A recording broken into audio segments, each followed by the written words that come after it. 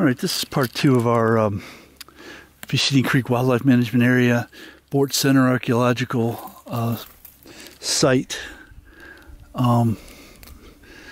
video. We're looking across now. There's a couple of mounds over there. They're hard to see because of the trees, but they're marked on the aerial map. So I don't know if they canoed over back and forth or if they had some sort of footbridge that they built. They very well could have had that. Who knows? But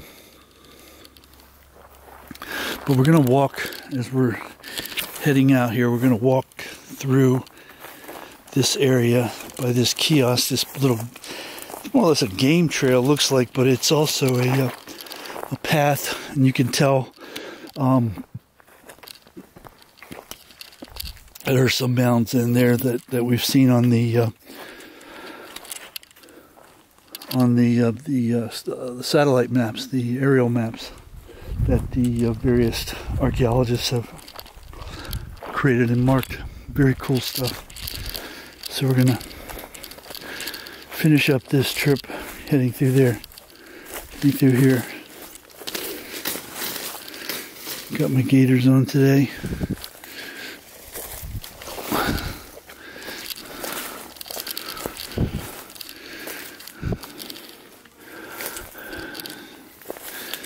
And again, this is not an area where you could just look and see, oh my gosh, yes, that's a big mound. The Indians were here, you know, that type of thing. It's more of little rises, little dips. The mounds that I'm sure were much larger back in the day.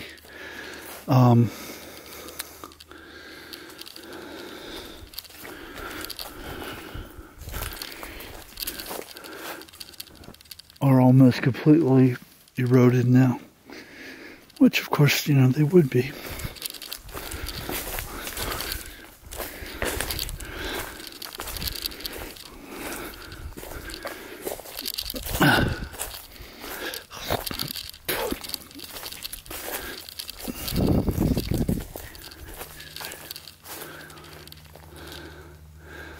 But this is an area that's been recognized as having mounds. There's a mound right over here.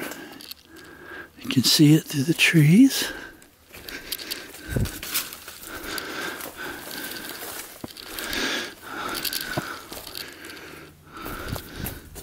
And as far as we know, the Belle Glade people were not canal builders like the Calusa were. So they didn't have the extensive canal systems that they have. There's a mound right over there, one of the mounds. And again, if you're looking on the aerial map, it becomes very, very clear. Oh, oops, what it is. So,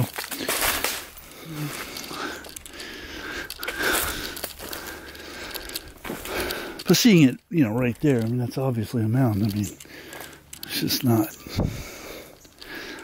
marked, hey, here's a mound. And it's not as obvious as some of the other ones that we see in different sites. None of these are obvious in that regard.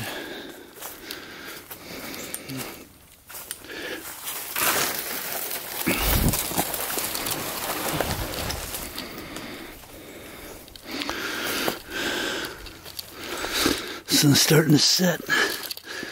Got a long way back. Bike got a flat tire and I'm gonna drag that bike all the way back. Here's some of the fruit that we saw earlier. There's a mound in behind those trees right there.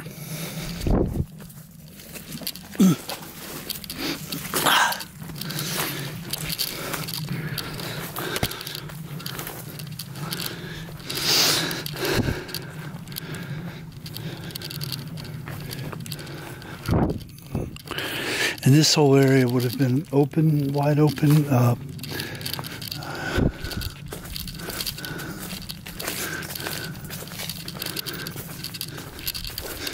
No trees, that sort of thing.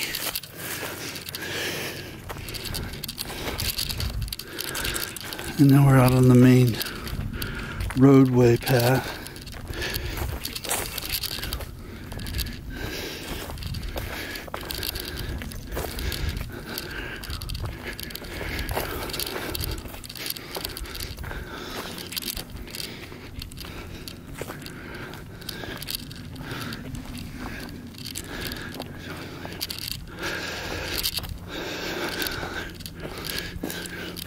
Right where I left my bike, there's another mound that is fairly distinguishable. And all these mounds would have had something on top of them. They would have been built for a reason other than just a lump of dirt. They would have had some sort of structure on top of them. And it would have been in line with, what's the term? Celestially aligned? Celestial. Anyway, it would have been aligned according to something going on in the sky. Whether it would be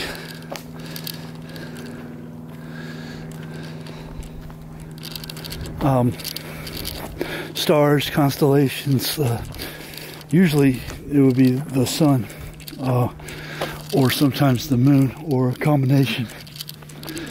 But it would have been in line with something along that order, according to their belief system.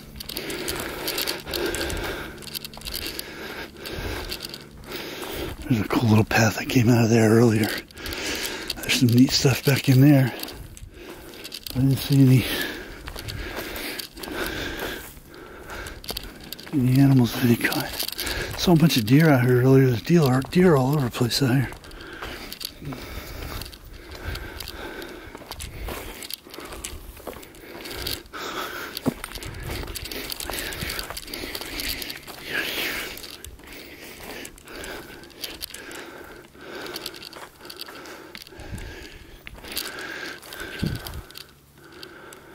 Cool little game trails back through there.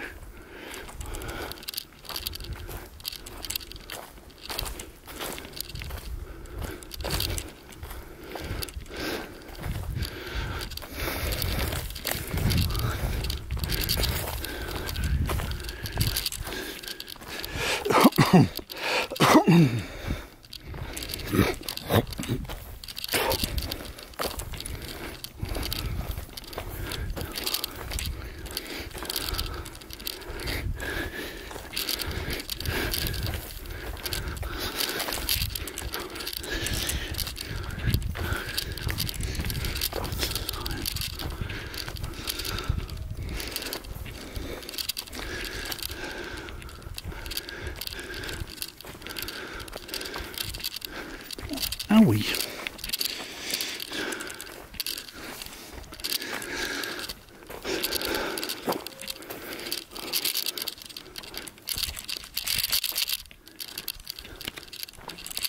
Oh. That's cool.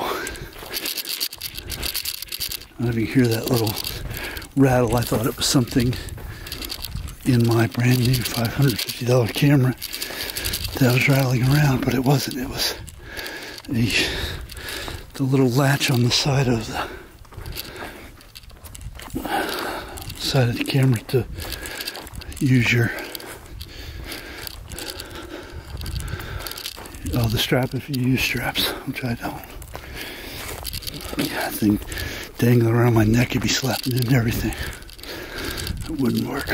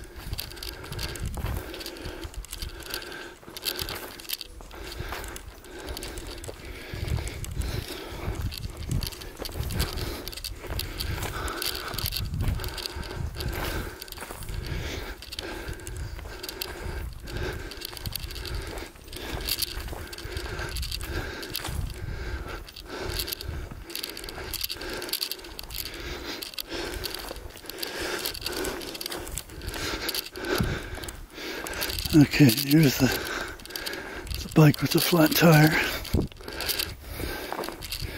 that I have to push flat tire back all the way 12 miles down the road. But more importantly, and better than that,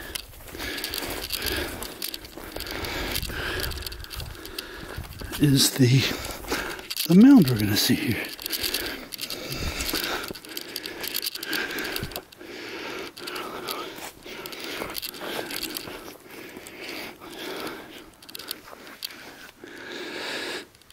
So that is an easily and clearly definable and distinguishable mound.